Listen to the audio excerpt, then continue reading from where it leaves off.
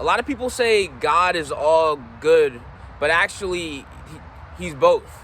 Because people don't realize that God is not a version of what you want it to be. God just is as it is, or the goddess is as she is. So, for example, the goddess will slaughter herself in the form of children in Gaza, and then also she'll cure a child of cancer, and then let the parents think that their prayers change anything that the goddess was going to do, even though those kids in Gaza also prayed, because Muslims pray 5 times a day, and it wasn't enough to save their lives. So I wanted to point to people how prayer really has no effect in God's decisions. If God is going to answer your prayer, God is going to answer it. If God isn't going to answer your prayer, then God isn't going to answer your prayer. Because even the idea of prayer was built in by God. So a lot of people, they think, Neem Karoli Baba says the problem is people forget God and think that they do everything. But you don't do anything. It's God doing everything. And this is the beauty of a lot of people. They have a lot of grief over existence. They're like, how could these babies be dying in Gaza or this and that? It's just God killing himself, God playing with himself. So a lot of people, they resist reality, and they're like, oh, if reality is not this version of what I want it to be, then that means God isn't real, or God isn't this or that. Like a lot of atheists, they don't realize that they actually believe in God too. They just don't believe in that Christian God that is, I respect atheists a lot, because they're not going to be confined to that hypocritical version of the Christian God who this guy creates. He knows what's going to happen, then doesn't stop anything that's going to happen. Like, what? How do you know that Satan exists? You could destroy him at any time, but don't. I'm telling you, Christians, they don't even really think about their religion, man. I swear, because it's like they talk about how God just allows Satan to do as he does, and he knew that Eve would convince Adam and Adam would be weak enough to bite the apple. It's like, but then God didn't stop any of it. But then they'll say we have free will, even though they'll say then also God knows everything that is also going to happen. So then how could we have free will if God knows everything that's going to happen? And why does God know everything that's going to happen? Is because he is everything that's happening. And a lot of people, they get caught up in what their version of logic is, in the sense that, oh, life should be this way, or God should be this way, God should be all good. But true love of God is accepting him in the good and bad parts of him. People talk about how Christians talk about how in the Old Testament God was a God of wrath, and that in the New Testament God is a God of love. Well, God is both, depending on his mood or depending on the area, because everything is equally God. So right now there's a doctor in the form of God, in the form of a doctor saving a child, and there's also God in the form of somebody killing and murdering somebody in a war.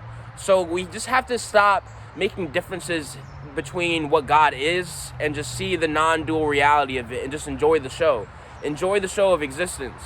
Sage Jessica Darta says, when you become the observer, life becomes an entertaining show, a most entertaining show indeed.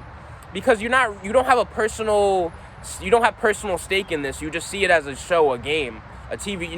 When you're watching a TV show, you might have natural reactions like anxiety, but deep down you're laughing because you know it's a TV show. Sage Ramana talked about how the sage could watch 5 million people be killed in front of him and feel and not be affected at all.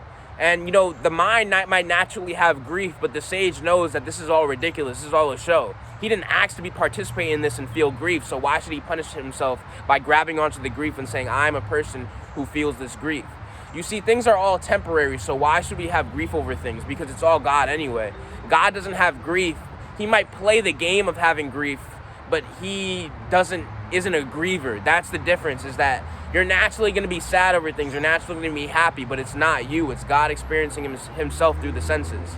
For example, Lord Rama, who was a sage, and he was also an enlightened being. And a lot of people might say, well, enlightened beings never get sad or anything. No, they have an ultimate acceptance. They don't even resist sadness. That's why their grief doesn't last too long, and they can do what they need to do beyond feelings, because they don't identify with the feelings. And it's not over grief.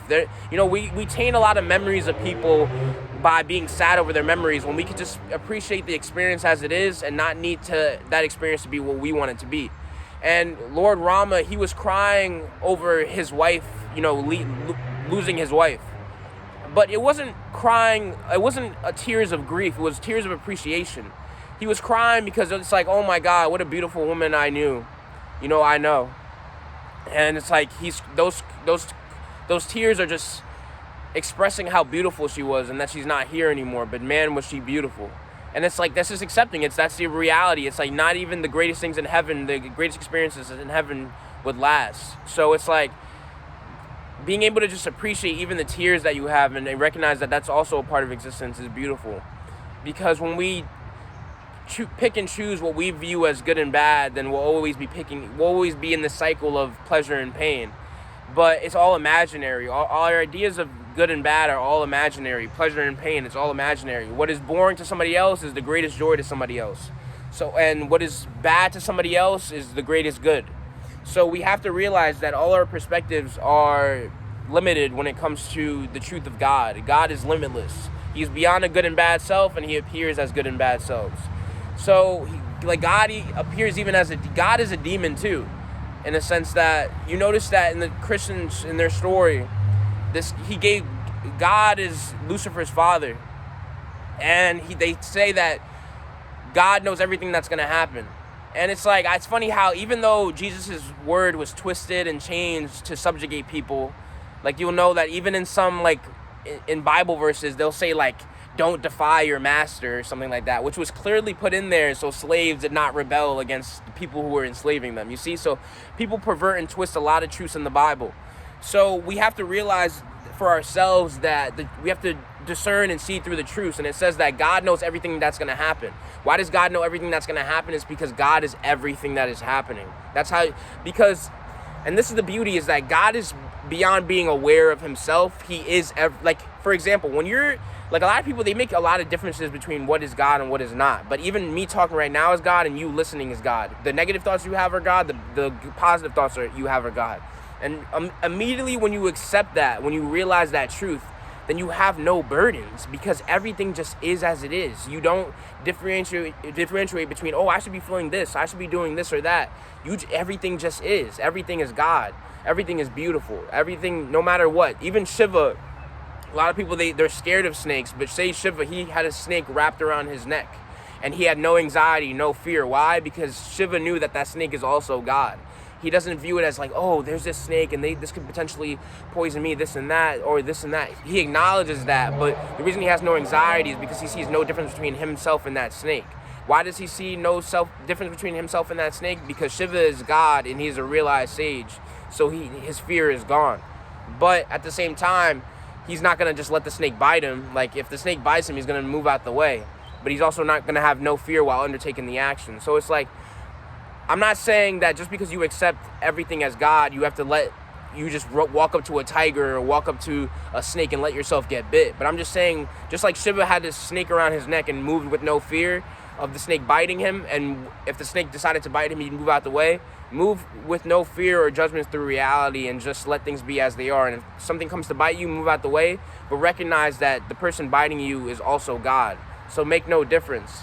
For example, there was a story of a sage, and I love this story, and he had gone on a walk, and somebody had randomly attacked him. And when somebody was taking care of his wounds, somebody had asked him,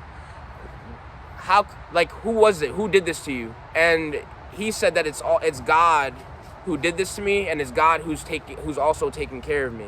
So we can't make any difference between what we view as good and bad and what God is, because he or she is everything.